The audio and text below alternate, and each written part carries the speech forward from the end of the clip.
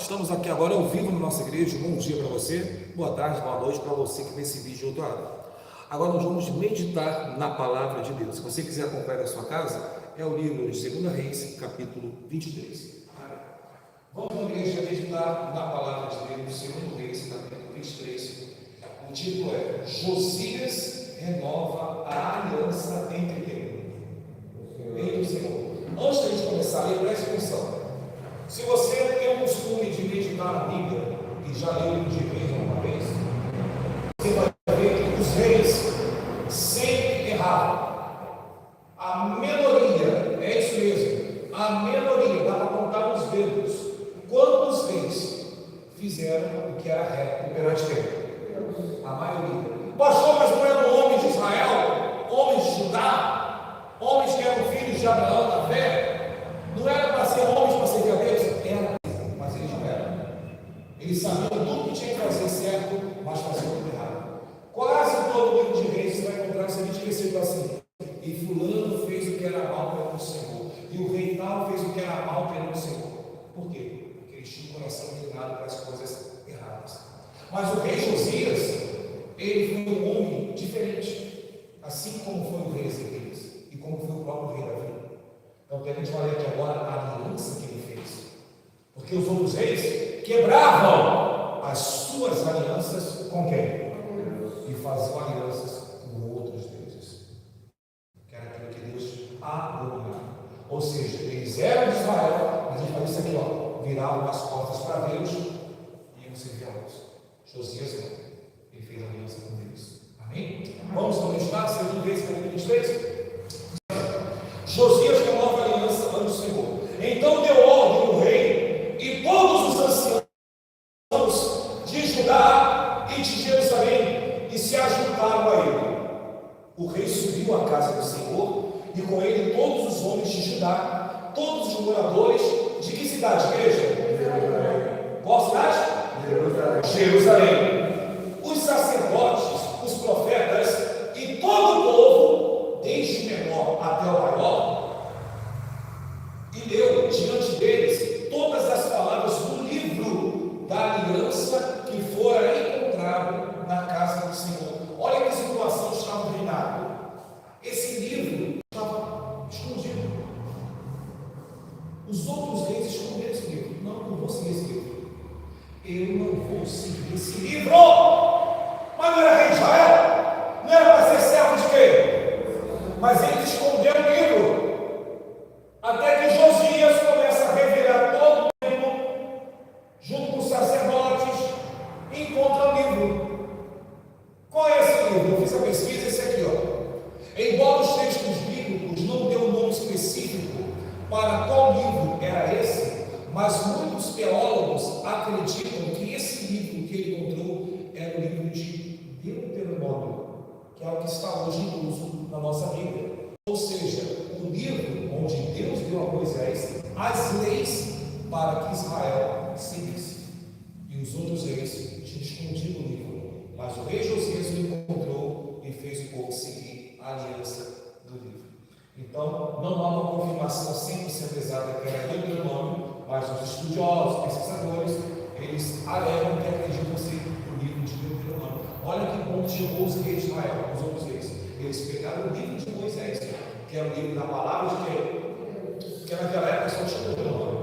Hoje você tem a Bíblia completa. Sim ou não? Hoje você tem o Gênesis, você tem o Êxodo, o Levítico, o Deuteronômio. Hoje você tem o Novo Testamento. Então naquela época só tinha esse livro escrito. E era o único livro que estava ali a palavra de Deus. As mensagens de Deus para o povo. E os reis de Israel que estavam desviados, a palavra vai ser desviados, eles esconderam. Eu não vou seguir essa informação. Vou esconder aqui, porque eu não vou seguir e não vou deixar o povo seguir também isso aqui. Olha só a situação chegada. Aí Josias, o próximo rei, um homem com coração temente a quem? Primeira coisa que ele faz, ele vai com o tempo. Se você ler os capítulos dele, ele vai mostrar isso aí. E ele começa a dar o tempo. Ele chama o sacerdote e vai limpando, vai faxinando. Pega as coisas que eram dos outros deuses e vai jogando fora. E nessa arrumação, vai fazer uma faxina. Aí, que livro é esse? E ele começa a ler. E ele chama o sacerdote. O sacerdote, o que é isso aqui? É o estava perdido há décadas, não estava perdido, os reis se esconderam. Olha só a situação. Só para não fazer a vontade de quem? Porque o livro estava nos mandamentos. Então eu vou esconder isso aqui para não ter compromisso com isso aqui. E vou ver a minha vida do meu jeito. Vou tocar o reinado do meu jeito, do jeito que eu acho melhor. Aí Josias assumiu, de acordo com os estudos, ser técnico pelo nome, e aí começa a trazer o povo para perto de quem? De Deus. Por isso que o título é Josias, ele renova a aliança. Por que renova? Porque a aliança tinha sido o quê? Quebrada pelos outros reis. Aí ele fala, não, acabou a bagunça a partir de hoje. Vamos todos aqui voltar aos pés do Senhor. Vamos nos colocar aos pés do Pai. E ele começa a trazer o povo para isso. Aí continua sendo 13. O rei se pôs em pé junto à coluna e fez o que, igreja? Aliança. Fez o quê? Aliança ante o Senhor, para o seguirem, guardar os seus mandamentos, os seus testemunhos e os seus estatutos de todo coração e de toda a alma, cumprindo as palavras do que, gente? Desta aliança, que estavam onde? Naquele livro, e todo o povo anuiu a aliança. Ou seja, o objetivo de deixar o livro escondido era para que eles não tivessem obrigação de cumprir as palavras. As coisas que faz que o povo nem sabe, realmente como sabe do livro. Porque o livro era acessado pelos sacerdotes, pelo rei. Aí eles diziam, não, agora vamos cumprir essa palavra. A questão é, hoje você não tem só o Deuteronômio.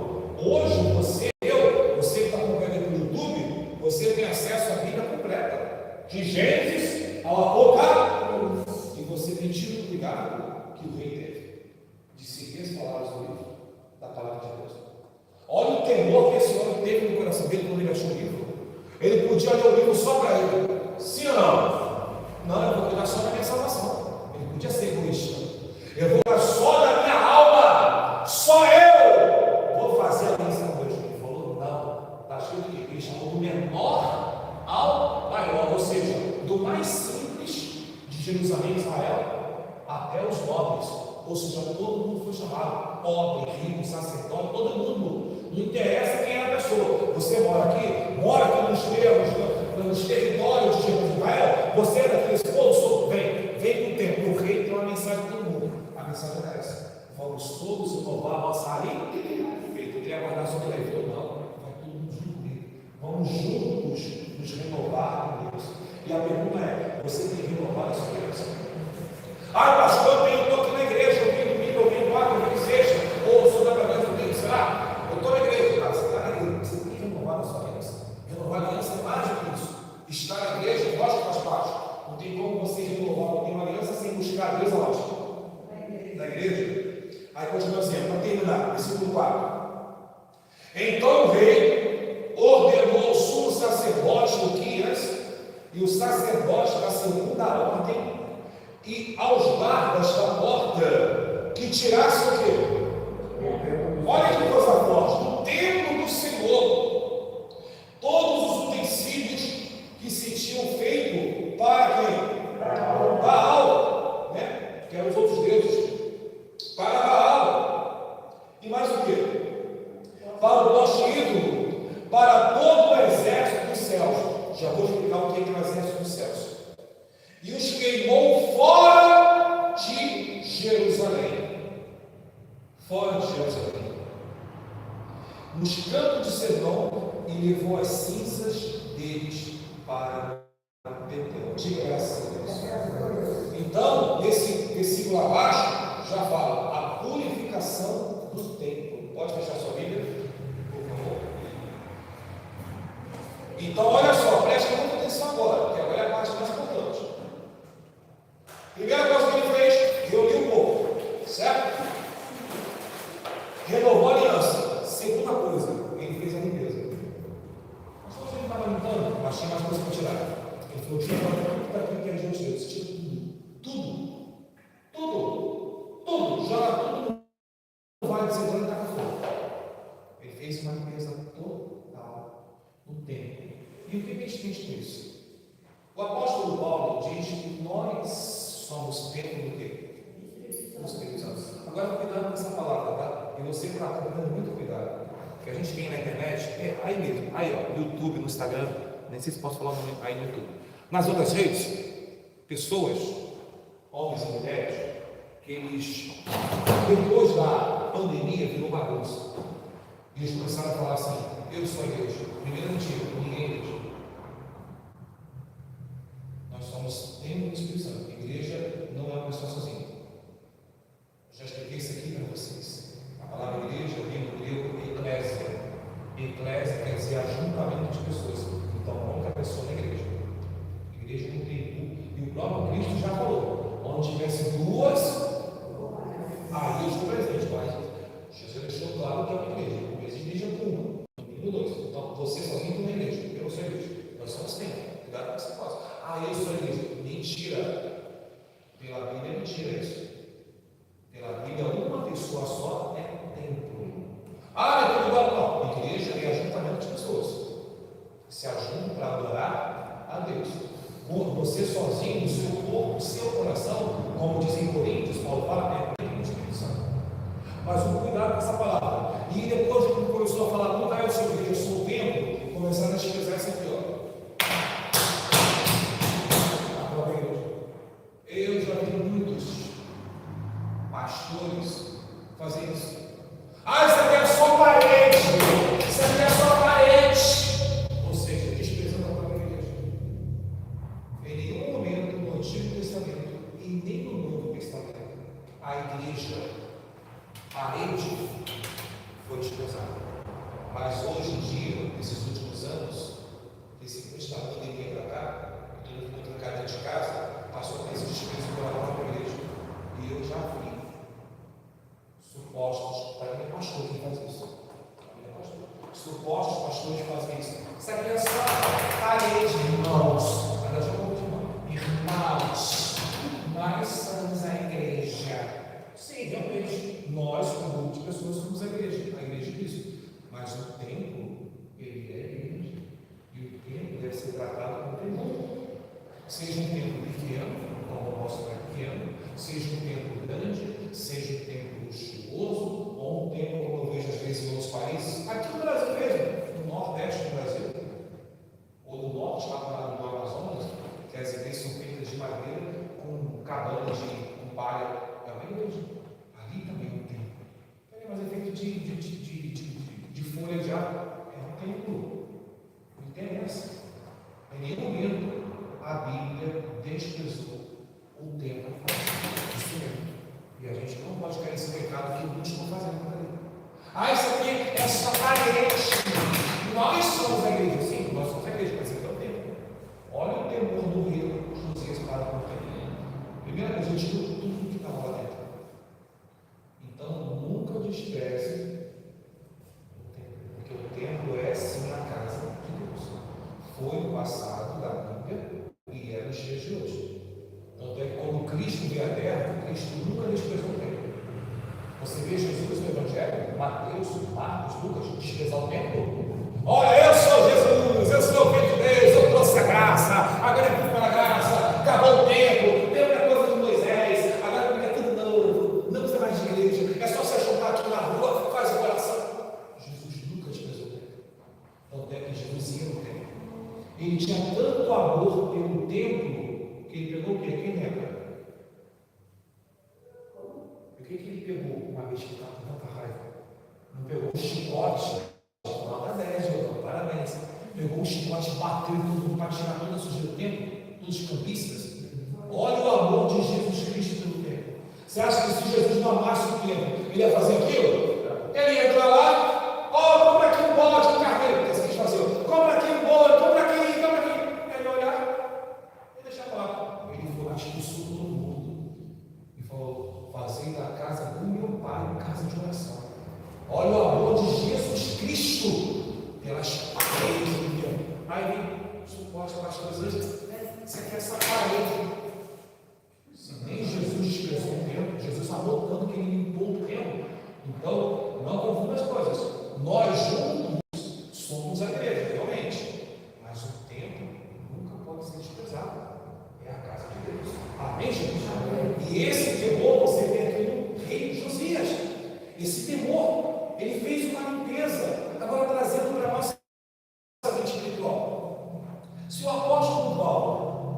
guiado pelo Espírito Santo, diz que nós somos templo do Espírito Santo.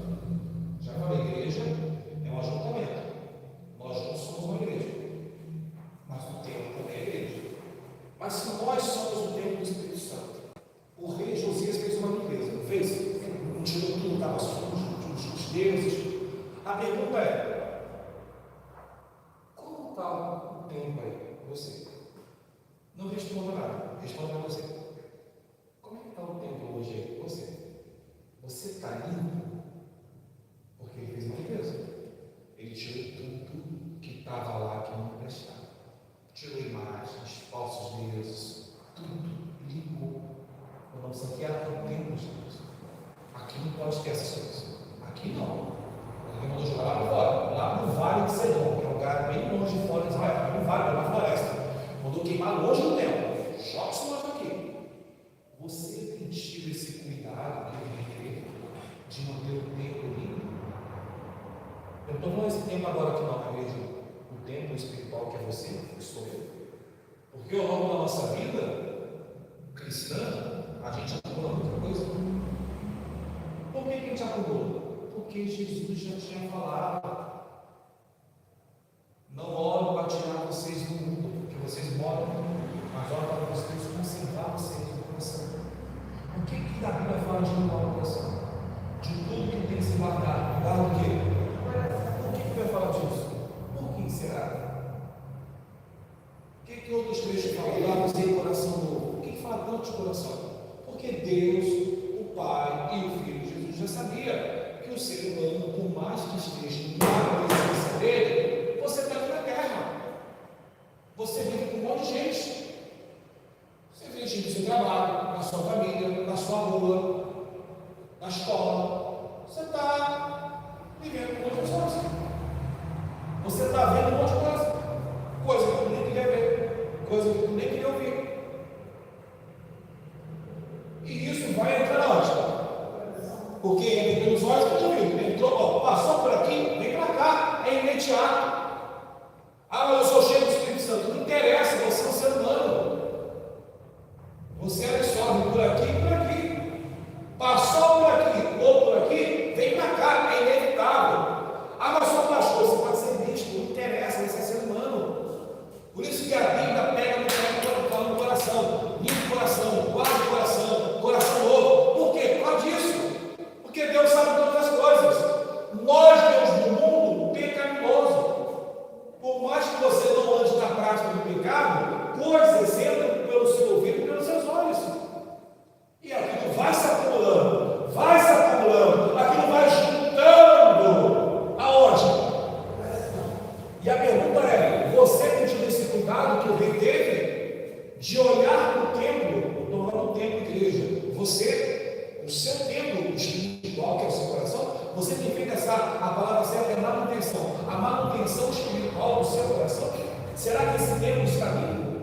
Será que Jesus está habitando nesse coração? Porque se ele estiver sujo, ele não pode habitar.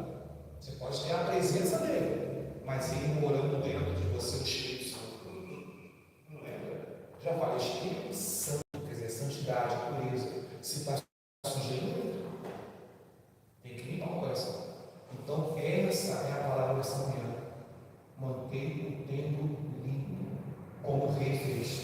Tira essa. A gente vai orar agora em cima disso. Ó Deus, tira toda a sujeira. Repito, sujeira, eu estou dizendo que você vive na prática do pecado. É coisa diferente. Prática do pecado é outra coisa. Sujeira é outra. Porque acumula. Só não vai acumular se você está amarrado em sujeira. Deus bate todos nós. Só se você virar cego e surdo. Porque não vai entrar nada. Cego não vê, surdo não ouve. Então, tapou o sentido da audição e o sentido da visão. Aí não entra nada. Mas você enxerga. Graças a Deus, você enxerga. Você ouve. Então está sempre entrando. Às vezes uma música, você está passando na rua, está tocando aquelas músicas toda satânica. Pastor, quem gosta de música, está tocando na rua, tocando no serviço, aquilo está entrando em você. Está entrando. Às vezes você está passando lá, os caras lá, você passa um negócio lá, você vê, caramba, está entrando.